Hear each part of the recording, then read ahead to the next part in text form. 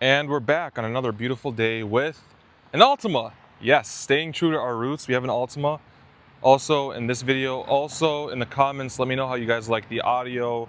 I have this microphone on right now. It's the new Rode wireless mic.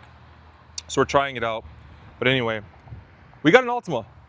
Yes, I know you guys like your Altimas, so I finally found an Altima V6 Coupe, courtesy of Fine Auto Sales. They just got this on trade, so they're looking it over. And I was like, hey, can I take it for a spin? It's a 3.5 SR V6 from Fine Auto Sales. Just took it out. I've driven it about 10 miles. Again, they just got it on trade, so they're gonna look through it, see what it needs. It drives great. The only thing I noticed with it is that it has a tire light, but tires all have air, so I think it's a bad sensor because it's flashing. But Altima V6 SR 2011, it has 135,000 miles, and I've been getting on it. It's a little fun. So starting off back here, so these cars, when they came out back in 2011, you could either get, oh, they got the WeatherTech floor mats too.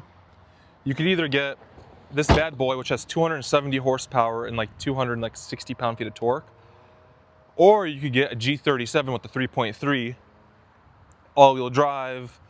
Both of these came in a 6-speed manual, so you could pick your poison: front-wheel drive, rear-wheel drive, or all-wheel drive in the Infinity. But this was lighter and substantially cheaper than getting a G37.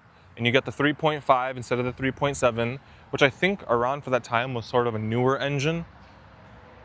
But let's go around. Pretty good condition overall. There's a couple scratches here or there, I noticed. That's just a little piece of plastic that can get peeled off. Interior's in very good condition, actually. Door panels, leather. This is when I think Nissan knew how to do leather. Nice seats, nice seat pocket, WeatherTech floor mats. A $20 bill. I found a $20 bill in the car. Nice. What else is in here? Let's see. Yeah, I mean, it's kind of small. Not the roomiest, but I mean, it's a coupe, so you don't buy it for your backseat passengers. You buy it for the front seat passengers. Start her up. Starts up great. Very smooth. As you guys can see, the tire pressure light's flashing. All tires have air in them, so I don't know. I think it's just a bad sensor. But Bose audio, dual climate control. This touchscreen, it doesn't do a lot. I mean, it has maps in it and like XM and FM and stuff, but it's not like crazy. I think it has a backup camera as well. Ooh, backup camera as well in this car, which is pretty nice. I missed this on my old 03 Altima. You get this huge cubby back here to shove like snacks and stuff in. Alert. Gale warning around current location. Cool. 12-volt in there. Deep storage, I like that. It has a CVT, but you can shift through the simulate the gears, which is weird. People give it shit all the time for that, but not a big deal. Decent sized cup holders. I like that. Heated seats, of course. 2-tier storage, which Nissan does well. Another 12-volt in there, and a USB port and RCA outlets over there. Typical Nissan, huge, cavernous glove box. Like, you can fit a laptop in there. Absolutely huge. I can't even reach the back of it. Sunroof. Nissan knows how to do visors. The extenders. Nice. So, not a bad car. Super comfy for what it is. And this is just like a little quick spin video, I've now that I've driven it, but this is technically my first time driving one of these cars. And it drives great. Bose audio sounds good. It has plenty of power.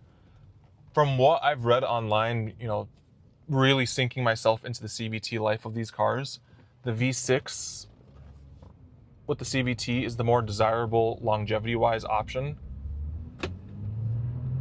Oh, that VQ.